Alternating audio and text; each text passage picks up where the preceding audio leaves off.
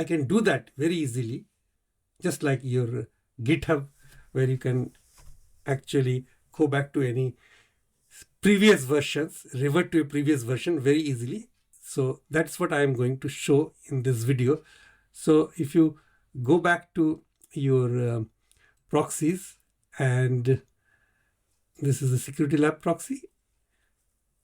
If I go to the develop, so I now need to restore the revision 13. So I can straight away click the revision 13 and deploy. So this is now environment, the only environment that I'm working on in eval.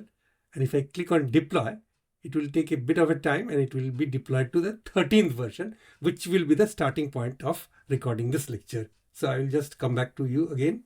Now you can see that the security lab proxy revision 13 to eval has been deployed successfully. Now, but the main fact that I wanted to show you is that, if you can revert to any previous version in time, in terms of the revision, and deploy to that previous version, so that you can start from clean slate.